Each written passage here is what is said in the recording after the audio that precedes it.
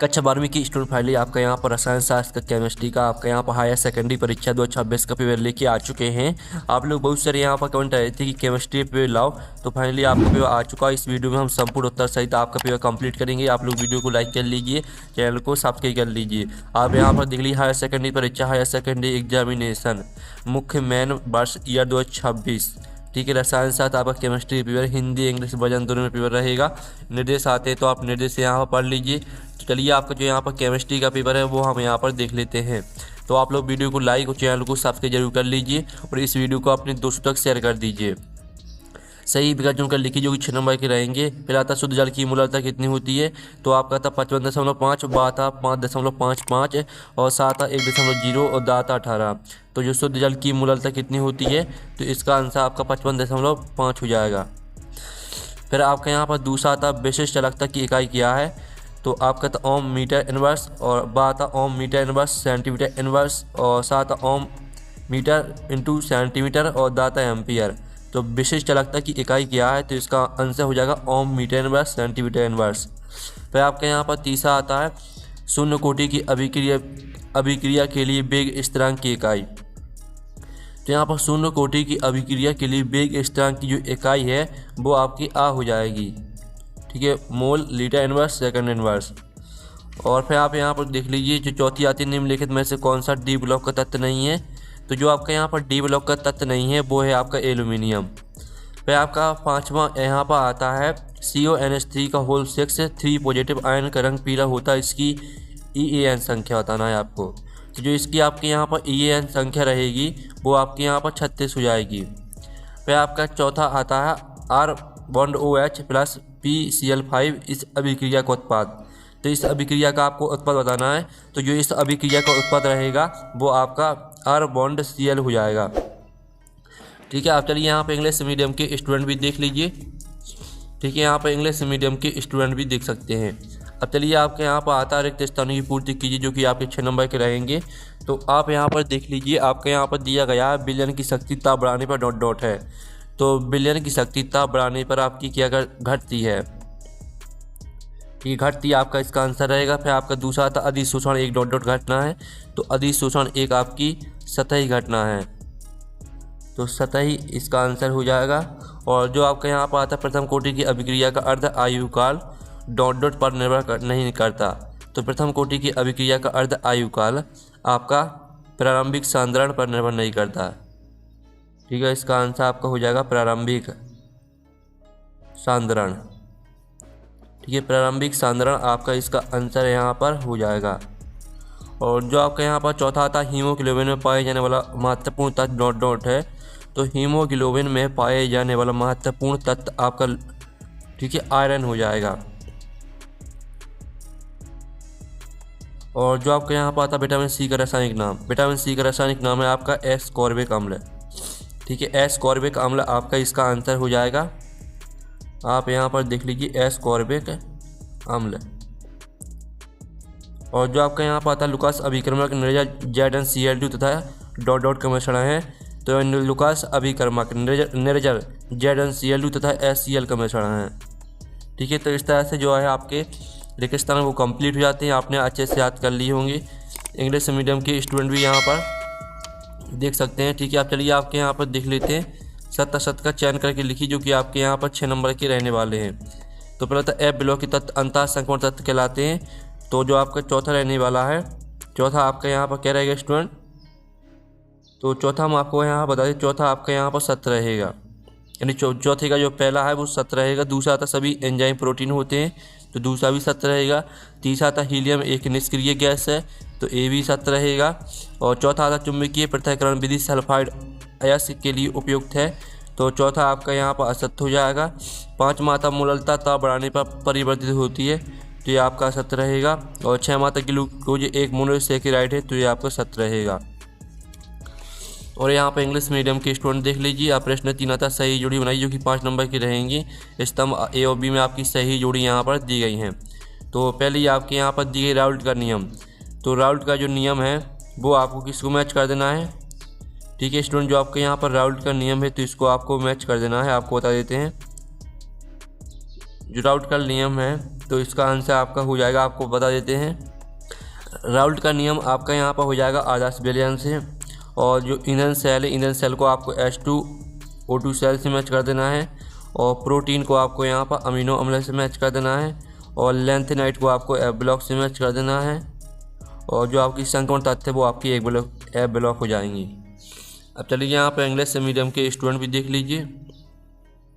प्रश्न 5 आते हैं आपके, एक शब्द वाक्य में उत्तर लिखना है आपको, जो 5 नंबर के रहेंगे। मिसाइल बनाने का एक उदाहरण दीजिए। तो इसका आंसर आपका यहाँ पर हो जाएगा साबुन के अणु का जल में विलयन। ठीक है, आप यहाँ पर देख लीजिए, साबुन के अणु का जल में विलयन। ठीक है, ये आपका यहाँ पर आंसर हो जाएगा। फिर आपका था ठीक है, ल्यूगोल अभिक्रमण क्या है? तो यह है पोटेशियम आयोडाइड के आई में आयोडीन L2 का जलीय विलयन है। ठीक है, इसका हम आपको यहाँ पर लिखित आंसर दिखाई देते हैं। तो आप यहाँ पर देख लीजिए, यह पोटेशियम आयोडाइड के आई में आयोडीन I2 का जलीय विलयन है।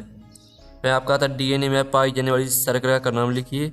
तो इसका आंसर है डीऑक्सीराइबोस शर्करा। ठीक है, डीऑक्सीराइबोस शर्करा आपका तीसरे का आंसर रहेगा।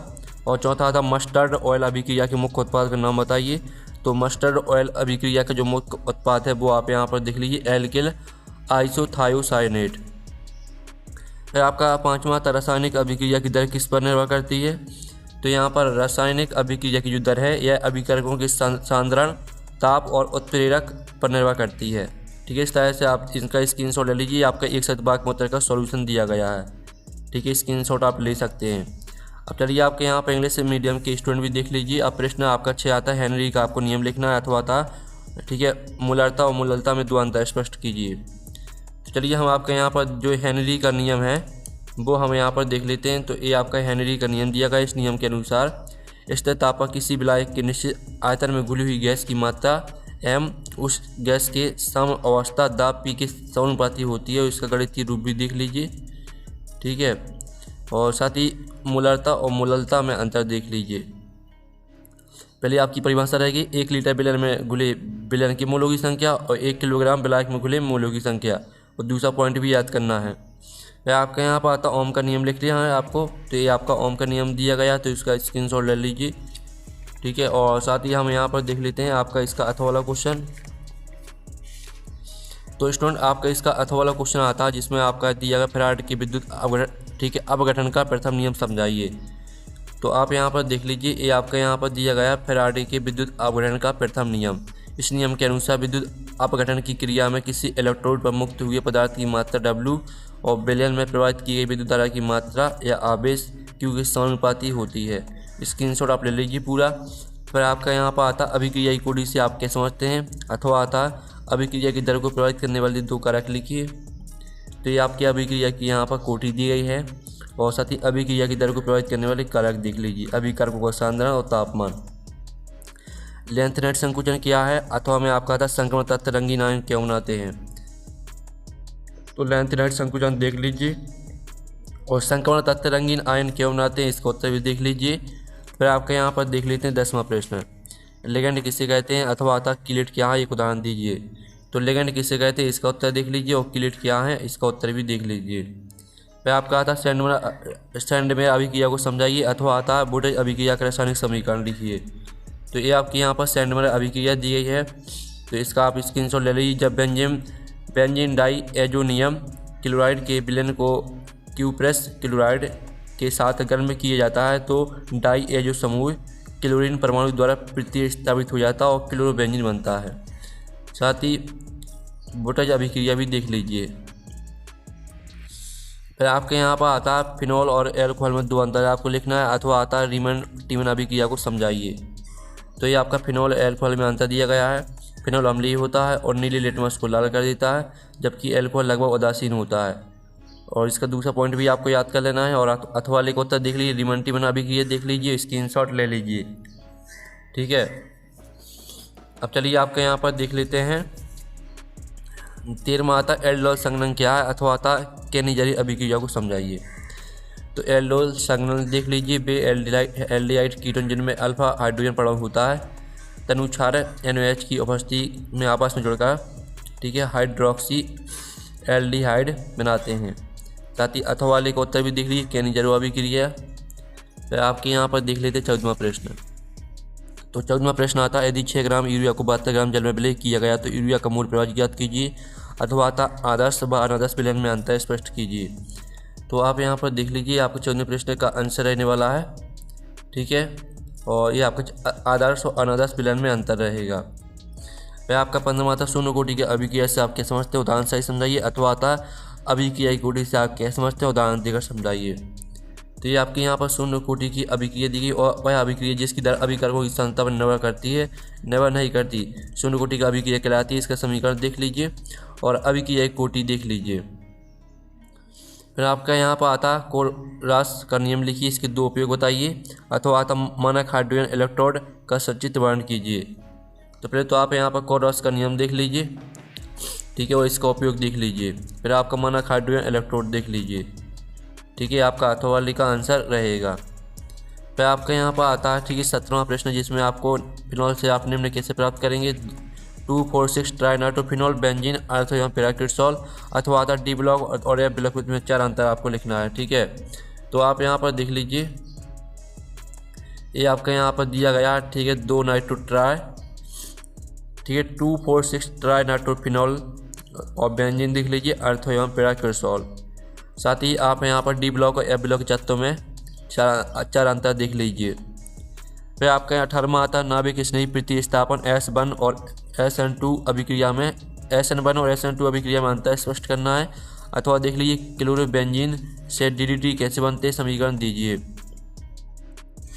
तो ये देख लीजिए आपका 18वें क्वेश्चन का आंसर, SN1 और SN2 अभिक्रिया में अंतर, और क्लोरोबेंजीन से DDT कैसे बनता है, इसका उत्तर देख लीजिए। फिर आपका 19वां निम्नलिखित पर टिप्पणी लिखिए, रोजरमुंड अभिक्रिया और किली मैंसन अपचयन, अथवा आता है एसिटिक अम्ल बनाने की शीघ्र सिरका विधि को चित्त सही समझाइए। तो ये आपका 19वें क्वेश्चन का आंसर अगर रोजरमुंड अभिक्रिया और किली मैंसन अपचयन, और साथ ही अथवा वाले का उत्तर देख लीजिए, एसिटिक अम्ल बनाने की शीघ्र सिरका विधि, ये आपका अथवा वाले का आंसर रहेगा। अब चलिए आपका यहाँ पर 20वां प्रश्न हम देख लेते हैं। 20वां प्रश्न आता है, DNA और RNA में कोई 5 अंतर लिखना है, अथवा मैं आपको निम्न को समझाना है, लुकास अभिक्रमक, रिमंटिवन अभिक्रिया, टोलेन अभिक्रमक, यूरोट्रोपिन। तो चलिए आप यहाँ पर देख लीजिए, DNA RNA में 5 अंतर दिया गया है, और ये आपका यहाँ पर दिया गया है, ठीक है, लुकास अभिक्रमक, रिमंटिवन अभिक्रिया, टोलेन अभिक्रमक और यूरोट्रोपिन। इस तरह से जो आपका पेपर है वो कंप्लीट हो जाता है। आप इस वीडियो को अपने दोस्तों तक शेयर कर दीजिए। हम नेक्स्ट वीडियो में मिलते हैं। Thanks for watching.